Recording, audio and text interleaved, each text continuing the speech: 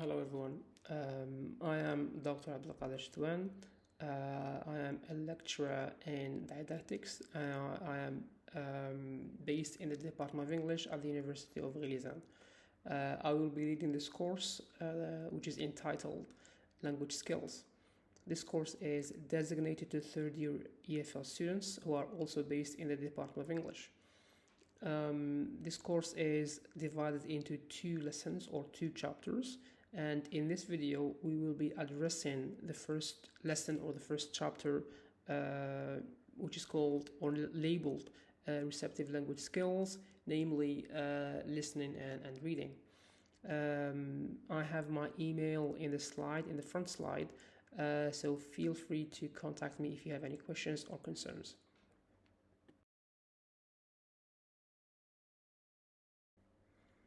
So, starting off with the learning objectives, by the end of this session, students should be able to describe elements of the receptive language skills, follow the appropriate process of teaching receptive language skills, and finally assess their knowledge and understanding of the lesson on receptive language skills. Now, to enroll in this course and to be able to finish this course, students only need to have a good mastery of the spoken and written English. Moving to the lessons mind map, so it is as shown in the slide. Well, the most important part of the mind map is the part that speaks about the lesson, in which we have chapter number 1, receptive language skills, which makes the lesson of today. And as it's shown in the mind map, it entails listening and reading, and we will also be speaking about teaching of these two receptive language skills.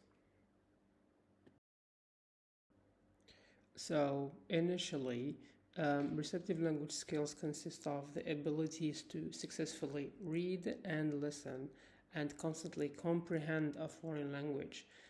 These skills have to be learned and mastered. Even listening, which seems an obvious inborn ability, it must be learned too. At this point, we need to stress the importance of what we call comprehensible input. This cannot just be any stream of sounds that we hear or words that we read.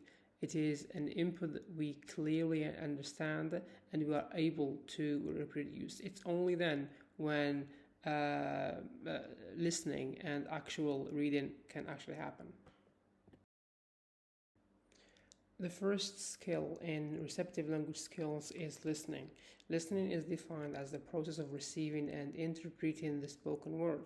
It involves recognizing what is said and comprehending the matter that is, understanding the main and subsidiary points as well as links between the different parts of speech.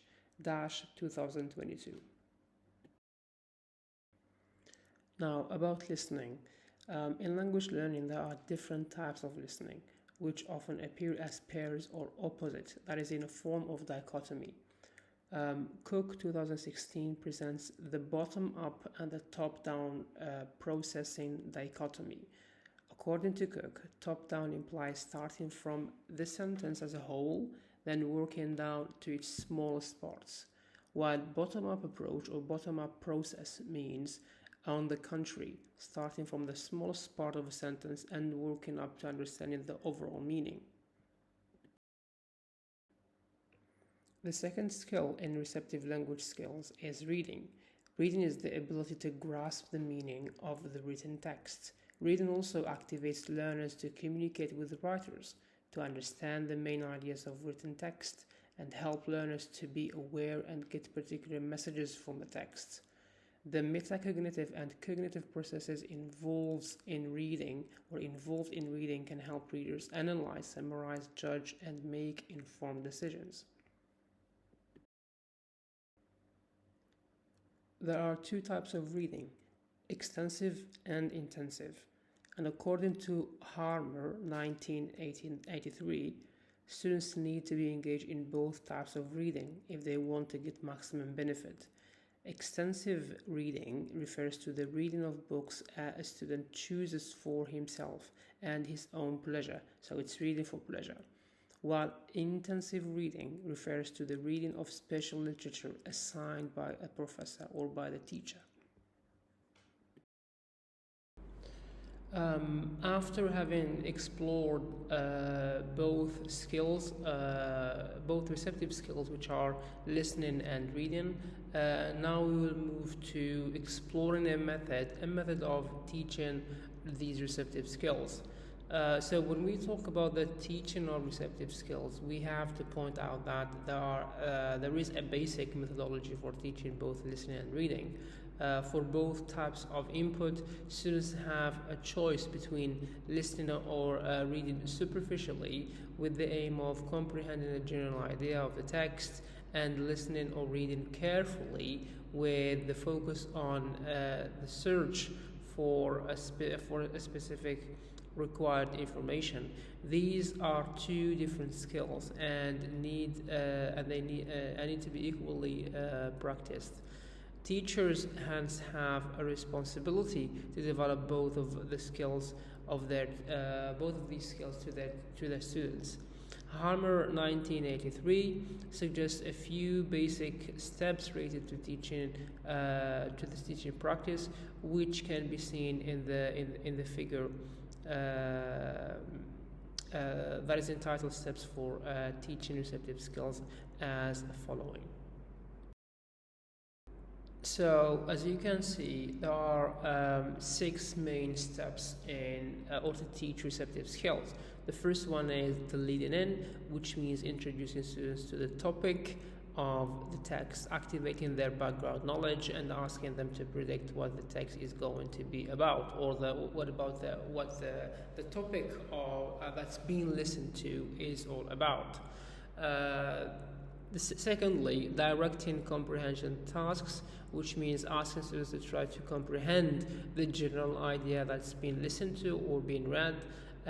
Thirdly, providing text or tape for students to read or listen to. So simply at this stage, the material is being presented to the students to use for their studies, or to study, or to analyze, or to read, or to listen to. Fourthly, directing feedback, which means divide the students into pairs or small groups, go through the answers all together. The teacher informs them about the level of their accomplishment while focusing on the positive things.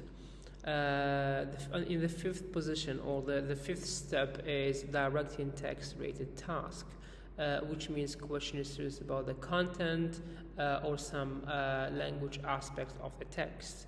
Finally, repeating the process. So this step is optional, but it's very much welcomed, and it includes involving more details of the material being listened or being read. In this step, the teacher could also introduce different type of material, but that should speak about the same topic as the initial material, and this is just to deepen the understanding of the students about the topic that is being discussed.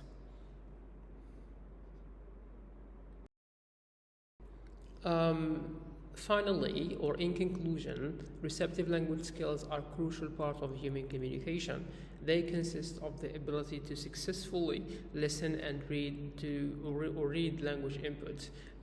Students and teachers are not only required to familiarize themselves with receptive language skills, but also know how these skills are taught, which is through a well-structured process that guides the learner from the early introductions of the lessons being read or listened to finally finishing it with probing questions that test students' understanding of the studied material. Thank you so much for your attention. If you have any questions or concerns, please feel free to send them to me in my email, which you will find in the slides. Thank you so much.